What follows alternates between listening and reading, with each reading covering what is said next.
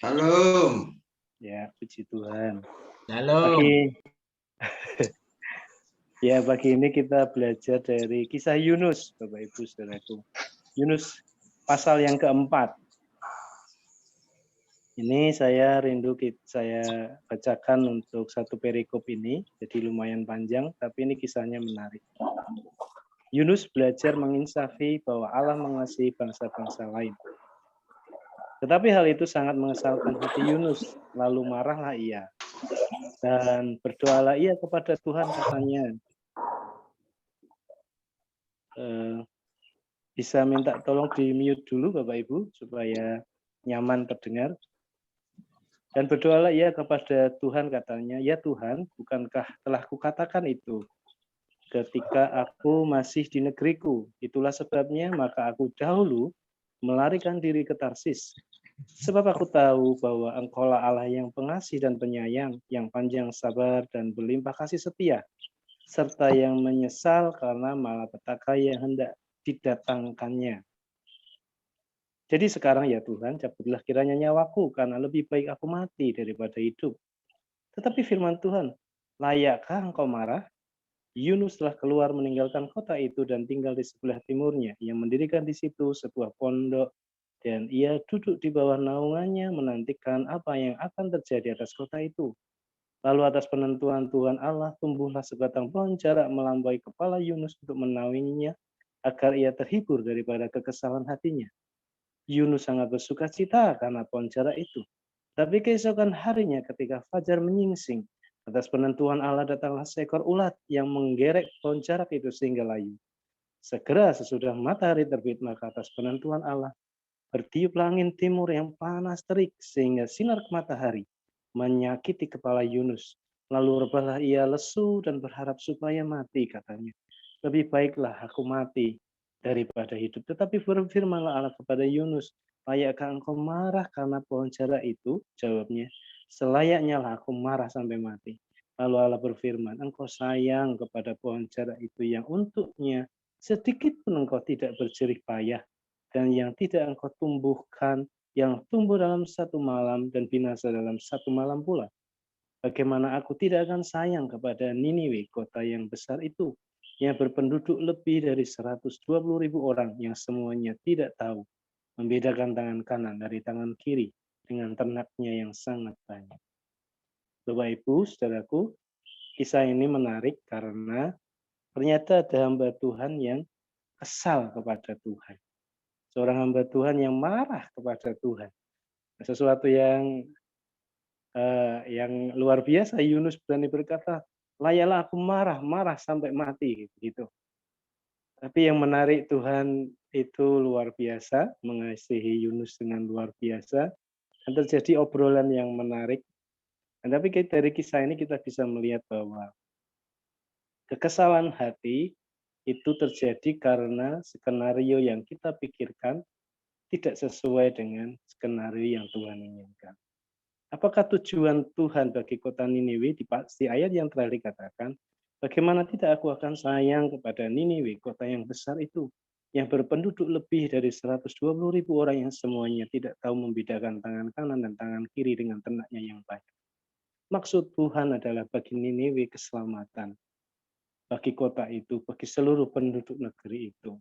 Betapa Tuhan sayang kepada Niniwe dengan orang-orang yang tidak mengerti akan kebenaran firman Tuhan.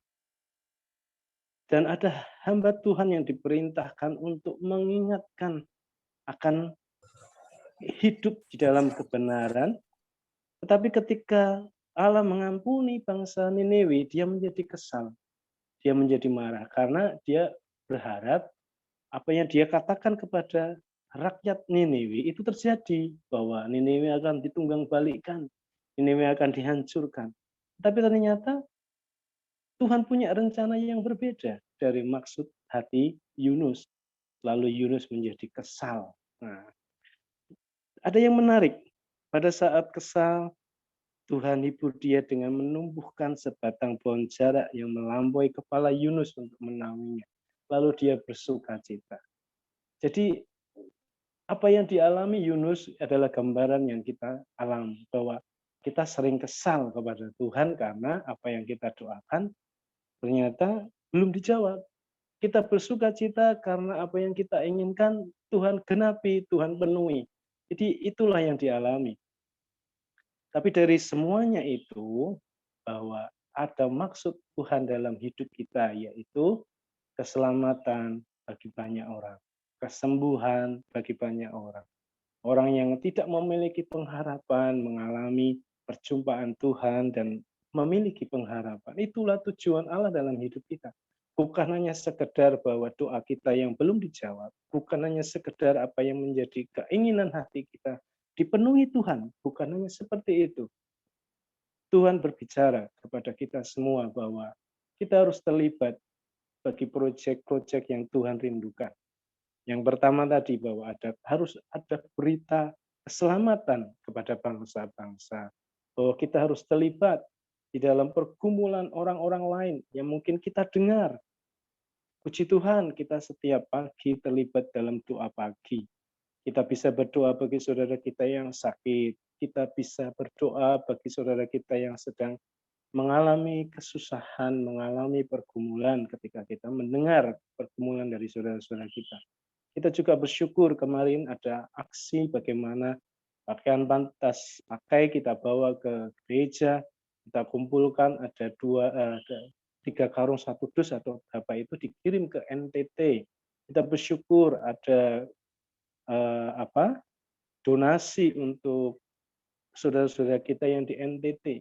Itulah tujuan-tujuan Allah dalam hidup kita. Jadi ketika pagi-pagi kita ikut terlibat berdoa, bukan dengan maksud supaya tidak enak sama Bang Mora karena di grup dicantumkan namanya, kalau tidak ikut doa itu ada di sana. Bukan.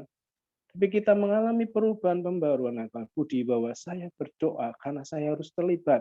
Saya harus mengaminkan doa dari saudara-saudara saya. Mereka yang mengerti keadaan yang lain, misalnya ada saudara yang sakit didoakan, kita mengaminkan sekali kita tidak berjumpa dengan saudara kita yang sakit. Tapi itulah aksi yang kita lakukan dan itu menyenangkan hati Tuhan bahwa kita sesuai maksud dan tujuan Allah di dalam hidup kita. Firman Tuhan sampaikan, Tuhan memberi roti untuk dimakan dan benih untuk ditabur. Jadi itu jelas menggambarkan hidup ini bukan hanya untuk dinikmati sendiri, tapi ada sesuatu perbuatan-perbuatan mulia untuk kita terlibat, untuk kita menabur.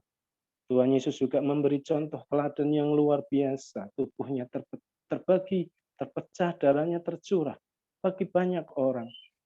Teladan-teladan yang luar biasa yang bisa kita kerjakan bersama-sama di dalam gereja Tuhan. Bersama-sama kita terlibat di dalam pekerjaan-pekerjaan Tuhan yang besar sekalipun sederhana yang kita lakukan. Ibadah streaming setiap minggu, setiap doa Rabu, ibadah midweek, ibadah sekolah minggu, Sabtu ceria.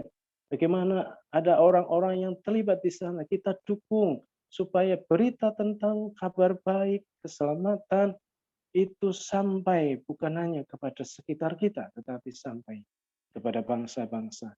Jadi bersyukur Bapak Ibu, saudaraku, pagi ini kita terlibat dalam gerakan doa pagi. Kita sesuatu yang sederhana kita lakukan, tetapi dampaknya luar biasa yang kita lakukan. Bahwa kita mengerjakan apa yang menjadi kerinduan Tuhan. Bahwa banyak orang diselamatkan, bahwa banyak orang disembuhkan, bahwa banyak orang dipulihkan, bahwa banyak orang memiliki pengharapan di dalam Tuhan. Amin. Mari kita berdoa. Terima kasih Tuhan untuk pagi ini kami bersyukur